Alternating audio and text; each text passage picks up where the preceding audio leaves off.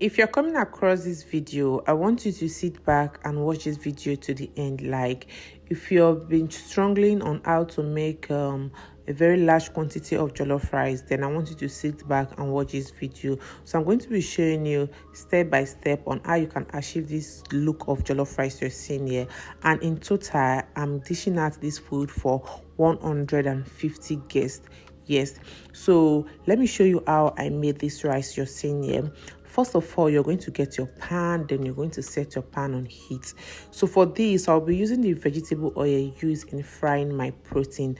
So I've already fried my protein a day before this day, so I'll be using the vegetable oil to fry. This will take the jollof rice to another level, trust me. So just allow it to heat up, then you're going to introduce your onions, garlic and ginger. So I blended my onions, my garlic and also my ginger together. Add it into your oil, stir and fry up together. Add in your thyme. So I'll be using Ducros thyme for this. Add in your curry powder. I'm using curry masala. If you have Ducros curry, you can also use that.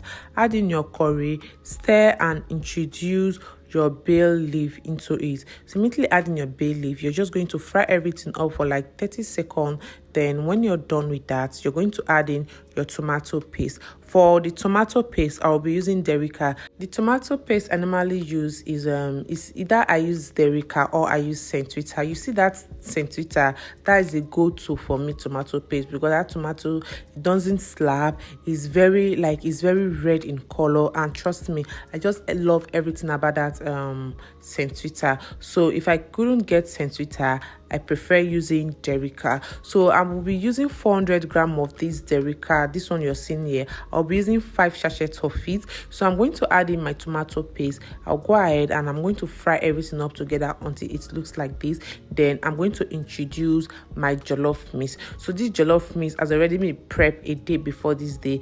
This is a mixture of my fresh pepper, tatashi shombo, and also my onions. Then I added my tomato. That's it. So I'm going to stir everything up together and allow that to fry. So at this point, I couldn't film that part, so I added my seasoning cube, I added my salt, I added my meat stock, then I covered that up and allowed that to come up to a boil. So when it has come up to a boil, I'm going to come back and I'm going to stir everything up together. So immediately I stir everything up together, I'm going to go ahead and I'm going to scoop out some of the stew base out of it, then I'm going to set it aside. So at the end of this video, I'm still going to add in this same stew base I'm scooping out from it into the rice, or better still, I can actually skip that part, but at the end of this video, you're going to see why I'm scooping it out of it. So you just remove a little stew base, then you're going to add in water needed to cook the rice. So I'm using 3 rubber of this water. That's what I'm using. So I add in my water, then immediately add in your water. Go ahead and go ahead and season up that your water and base kind of stew. I don't know how to call it, but just go ahead and add in extra seasoning, because you've already added in water, so your seasoning and everything is not really intact again. So you're going to repeat the same seasoning, which is I added my curry, I added my thyme, I added my seasoning cube, and I added my salt again for extra taste, because we want that water to get its own taste before adding your rice. So you're going to cover that up, then you're going to allow that to come up to a boil. See, make sure that water boiled very well. Like, allow the water to boil. When I mean boil, allow the water to boil for up to 5 to 7 minutes. Then after that, you're going to come back, then you're going to add in your washed rice. So for this rice, it's not parboil. I normally used to wash my rice with salt and water, normal cold water. I'll just wash it with salt to remove that excess starch from it. So I added my rice. I'm using 5 rubber of rice for this recipe, which is your custard rubber. I'm using 5 of it for this particular recipe. So I added my rice, I stir everything up together to combine. Then I went ahead to cover that up. So immediately cover your rice. You're going to allow it to just come up to a boil. Ensure you check on your rice, because you wouldn't want your rice to get burnt easily. So come back, check on it, and just stir. take the one unders up, take the one up to down. Just make sure you stir your rice completely, just the way I'm doing this one. So immediately you're done stirring and everything, you're going to proceed again by covering that rice again. If you free, you can also feel free to use your foil paper paper to cover, or better still, you can just proceed by covering it like that. Or if you have all this sack bag, you can actually use it to cover your rice. So I went ahead to cover that rice. At this time, you're going to lower your heat because you want that rice to cook with the steam. So you're going to lower your heat. So after lowering the heat, I came back, I stirred the rice again. Like, I came back to check on my rice, stir everything up together completely. Then at this point, I'm going to add my that stew base we removed earlier on from the starting of the video. I'll add it. So I forgot to show that part. I added the stew base.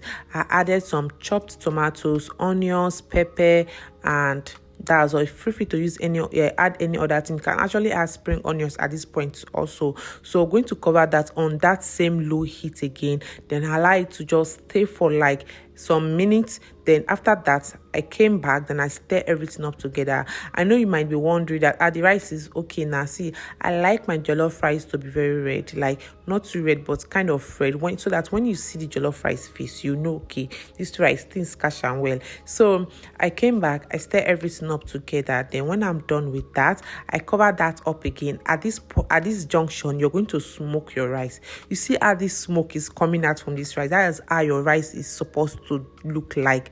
So cover that up and allow that your rice to smoke very well, like that. Let that patty flavor go into that, like let that patty flavor penetrate into that rice very well, because this is patty jollof rice we're making right here. So after that, you're just going to come back, stir everything up together very well.